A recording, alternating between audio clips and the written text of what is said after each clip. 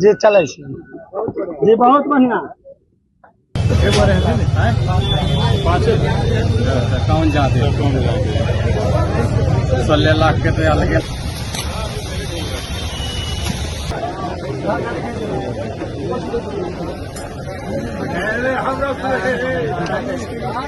सोनपुर मेला कभी पशुओं के व्यापार के लिए जाना जाता था।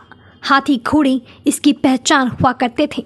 इतिहास बताता है कि इस मेले में चंद्रगुप्त मौर्य आए, अकबर आए, स्वतंत्रता सेनानी वीर कुंवर सिंह भी यहाँ घोड़ा खरीदने आते थे। राजधानी पटना से करीब 25 किलोमीटर और हाजीपुर से 3 किलोमीटर दूर सोनपुर में गंडक के तट पर लगने वाले सोनपुर पशु मेले में मध्य एशिया के व्यापारी भी आते थे। इस मेले में हाथी घोड़े की खरीद बिक्री के साथ साथ मनोरंजन के लिए सांस्कृतिक कार्यक्रम भी होते थे। समय के साथ पशुओं की खरीद बिक्री पर रोक लगी तो हाथी घोड़े आने बंद हो गए या फिर गिनती के आने लगे। आज करीब 2000 साल पुराने इस मेले का स्वरूप पूरी तरह से बदल चुका है।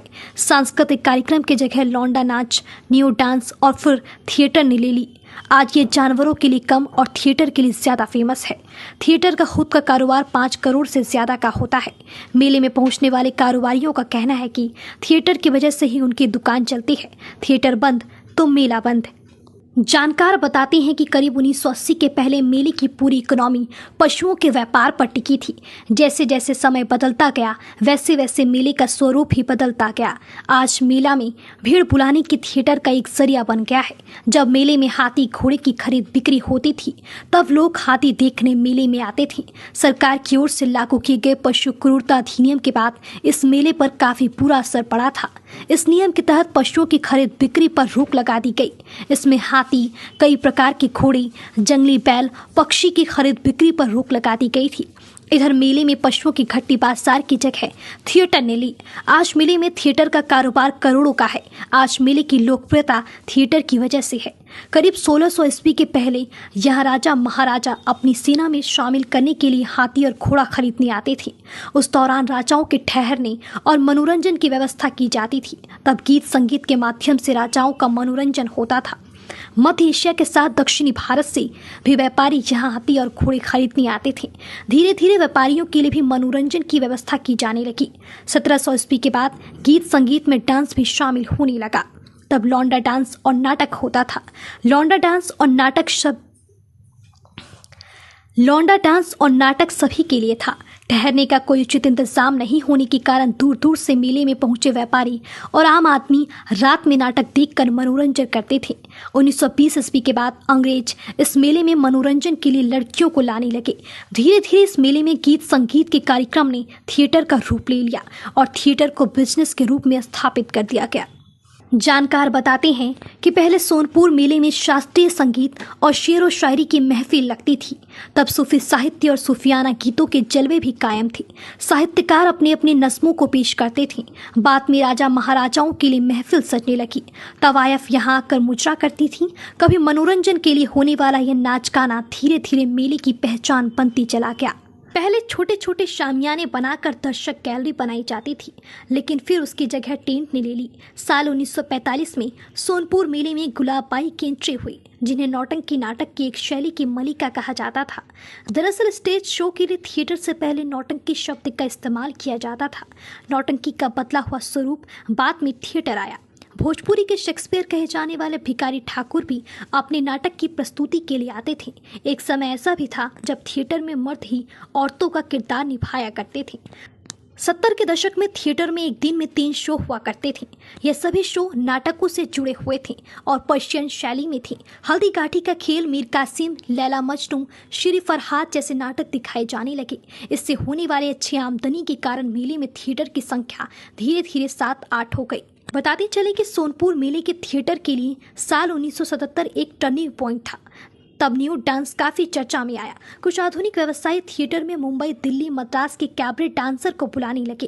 कैबरे डांस करते हुए लड़कियां एक एक कर अपने कपड़े उतारती जाती थीं। सोनपुर नगर पंचायत के पूर्व कार्यकारी नगर अध्यक्ष विनोद सम्राट बताते हैं कि 80 के दशक का जो दाग थिएटर पर लगा वह आज तक नहीं धुल पाया। वह ऐसा दौर था जब थिएटर में न्यू डांस हुआ। कैबरे डांस के कारण मेले में थिएटर की पहचान ही अलग बन गई। न्यू डांस को लेकर मीडिया में खबरें छपने लगी। दिल्ली के एक अखबार ने छापा था कि साल हरियर क्षेत्र सोनपुर मेले में हाथी घोड़े बैल के साथ साथ मानवता भी नीलाम हुई है। इस हेडलाइन के बाद बिहार सरकार ने इसे बहुत गंभीरता से लिया। उसी समय सोनपुर में एसपी डीएन गौतम की पोस्टिंग हुई। वो अपने कड़क मिजाज के लिए जाने जाते थे। उन्होंने थिएटर के संचालन पर सख्त निगरानी रखी। रात में डीएन गौतम ने अपने एक दो खास साथियों के साथ घोड़े पर बैठकर छापेमारी शुरू कर दी थी। इस दौरान कई लोगों पर मुकदमा दर्ज किया गया और आरोपियों को जेल तक भेजा गया। इस एक्शन के बाद थिएटर में अश्लीलता पर अंकुश तो लगा, लेकिन मेले की वही पहचान बन गई।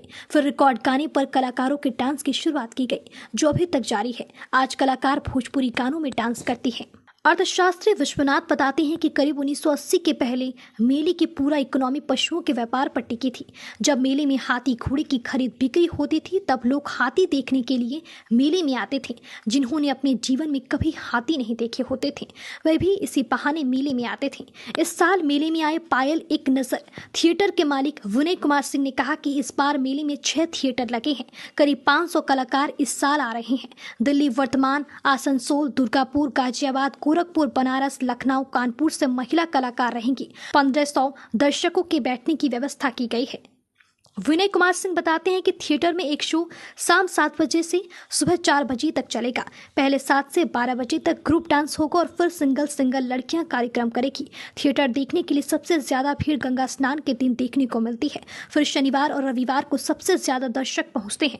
कभी कभी गंगा स्नान से भी ज्यादा भीड़ थिएटर देखने के लिए आती है। बता दें कि इस साल थिएटर में टिकट का रेट 3 कैटेगरी में है। वे वीआईपी का 600, वीआईपी का 300 और सुपर स्पेशल का 150 है। हालांकि दूसरे थिएटर में टिकट के दाम 1000 से 1200 तक जाते हैं। इस साल निगरानी के लिए हर एक थिएटर में 7-8 सीसीटीवी कैमरे लगाए गए हैं। स्टेज से लेकर अंदर आने वाले पब्लिक की रिकॉर्डिंग होगी। अब थिएटर में सभी कार्यक्रम साफ सुथरे होते हैं। जो अश्लीलता की बात है वो पहले की थी। थिएटर के सबसे अधिक दीवाने युवा हैं। आज भी थिएटर के अंदर की भीड़ में 90% स्टूडेंट्स और युवा हैं। सोशल मीडिया के जमाने में थिएटर की पब्लिसिटी और बढ़ गई है। हर थिएटर वालों के अपने यूट्यूब चैनल और फेसबुक पेज हैं। थिएटर में डांस करती लड़कियों का वीडियो यूट्यूब और फेसबुक पर अपलोड करते हैं, जो युवाओं को अपनी तरफ आकर्षित करता है। थिएटर की लड़कियों के डांस का वायरल वीडियो लोगों को एक बार फिर से मेले की तरफ खींचने लगा है। यूट्यूब और फेसबुक से भी थिएटर संचालक कमाई कर रहे हैं। मेला का पूरा कारोबार थिएटर पर टिका है। मेले के छोटे छोटे दुकानदार भी इस थिएटर पर ही निर्भर हैं। कपड़ा दुकानदार सूरज ने कहा कि थिएटर की वजह से ही हमारी दुकानदारी चलती है। अगर थिएटर चालू नहीं होगी तो पब्लिक नहीं आएगी और फिर हमारी दुकान नहीं चल पाएगी। ऐसे में खर्च भी नहीं निकल पाएगा। हम लोग दूर से इस मेले में अपना दुकान लगाने आए हैं। थिएटर सरकार को बड़ा राजस्व देता है। जिस जगह पर थिएटर लगाया जाता है उसकी पर्यटन विभाग के द्वारा बोली लगाई जाती है। करीब 25 से 30 लाख रुपए की बोली लगती है। पिछले साल सोनपुर मेले का राजस्व 3 करोड़ 80 लाख रुपए का था। इस हिसाब से एक थिएटर को 32 लाख रुपए तक सिर्फ जमीन के लिए ही देनी पड़ी थी। पर्यटन विभाग के अनुसार पिछले साल 80 लाख से ज्यादा लोग इस मेले में आए थे। इस साल भी 90 लाख से अधिक लोगों के आने की उम्मीद है। सोनपुर मेले में लोग थिएटर के महंगे टिकट भी खरीदते हैं। ऐसा एक कारण यह भी माना गया है कि यहाँ बाहर से काफी संख्या में मजदूर और व्यापारी काम करने आते हैं। प्रशासन की तरफ से मेले में रहने के लिए कोई व्यवस्था नहीं है। यहाँ आने वाले लोग टिकट लेकर मनोरंजन करते हैं और वहीं सो जाते हैं। वहीं दूर से पहुंचे पर्यटक भी रात में थिएटर में ही मनोरंजन करते हैं और सुबह निकल जाते हैं। पूरे एक महीने में करीब 5.5 करोड़ का सिर्फ थिएटर का कारोबार होता है। पर्यटन विभाग के अनुसार पिछले साल 80 लाख से ज्यादा लोग इस मेले में आए थे। इस साल भी 90 लाख से अधिक लोगों के आने की संभावना है। थिएटर के अलावा मनोरंजन के लिए झूले, वाटर पार्क, 4 धाम यात्रा, वैष्णो माता यात्रा थीम बनाया गया है, जिसे पर्यटक खूब पसंद कर रहे हैं। इस साल करीब 100 करोड़ से अधिक का कारोबार होने की संभावना है। सोनपुर मेले का असर बिहार की इकोनॉमी पर भी पड़ता है। सोनपुर का राजधानी पटना से नजदीक होने के कारण यहाँ बिहार के दक्षिणी और उत्तरी हिस्से से व्यापारी पहुँचते हैं। बाहर से पहुँचे व्यापारियों का कहना है कि यहाँ भले ही 1 महीने का मेला लगता है, लेकिन लोग 2 महीने तक घूमने के लिए आते हैं। इस 2 महीने में हुई कमाई से साल भर की कमाई के बराबर होती है। आज से करीब 30 साल पहले काफ़ी कम बाजार हुआ करता था। शॉपिंग मॉल और ऑनलाइन ई-कॉमर्स साइट भी नहीं था। ग्रामीण क्षेत्र के लोगों के पास अपने ज़रूरत के सामान खरीदने के लिए मेला ही विकल्प था। तब लोग साल भर इस मेले का इंतजार करते थे और मेला से अपने घर की ज़रूरत की सामान खरीदते थे।